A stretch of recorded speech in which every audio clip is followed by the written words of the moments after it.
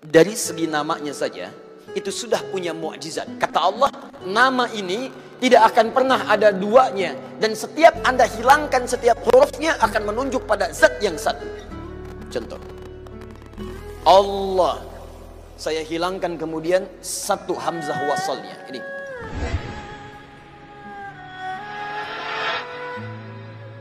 nama Tuhan Allah, sifatnya ahad. Ada wahid, ada ahad, itu beda. Kalau wahid, satu masih mungkin ada dua. Itsnain, tsalatsa, arba'. Tapi kalau ahad, satu-satunya yang tidak ada duanya. Sekarang perhatikan baik-baik. Dari segi namanya saja itu sudah punya mukjizat. Kata Allah, nama ini tidak akan pernah ada duanya, dan setiap Anda hilangkan setiap hurufnya akan menunjuk pada zat yang satu. Contoh, Allah, saya hilangkan kemudian satu hamzah wasalnya. Ini baca, lillahi ma fis samawati wa ma fil ard. Saya hilangkan satu huruf masih menunjuk pada yang satu, ahad, lillah. Saya hilangkan satu lamnya, lam satu hilang, pasti dia ikut hilang. Baca, lahu mulkus samawati wal ard. Lah masih menunjuk kepada Allah.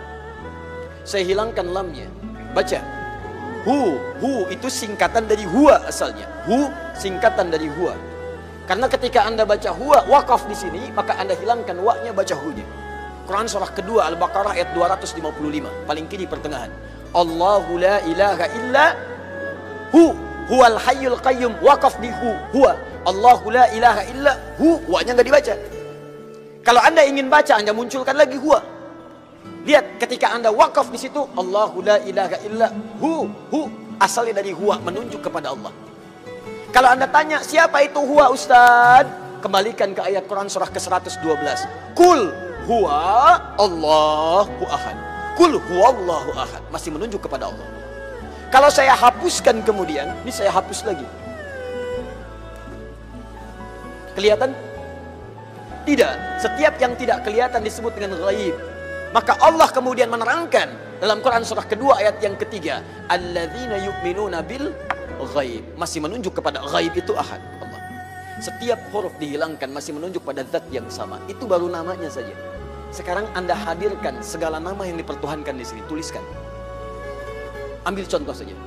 Saya tidak tuliskan untuk menghormati kepercayaan yang lain, tapi kalau Anda ingin coba, silahkan masukkan. Karena kita agak sensitif nih, pulang dari sini jadi tersangka nanti saya. Ya. Misal, ada yang mempertuhankan dengan nama, misalnya, misal dengan nama yang luas. Misal saja. Misal, tulis, buang S-nya. Jadi apa? Menunjuk pada makna yang berbeda. Buang I-nya, jadi apa? Buang L-nya, jadi apa? Buang U-nya, jadi apa? Buang T-nya, jadi apa? Gak ada sama sekali. Masukkan nama-nama yang dipertuhankan, tuliskan hurufnya, tuliskan namanya. Semua nama dari kepercayaan apapun, tuliskan.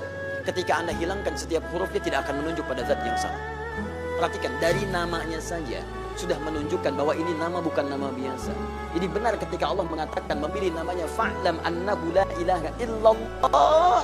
Ini menunjukkan keyakinan yang paripurna, baru namanya.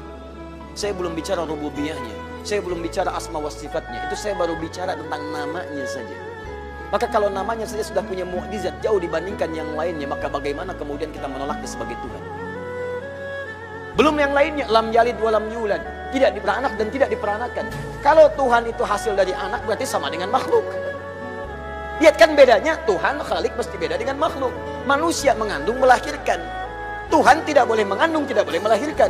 Kalau Tuhan mengandung melahirkan berarti sama dengan makhluk. Jelas ya? Baik, makanya Allah menolak. Saya tidak dilahirkan, saya tidak melahirkan.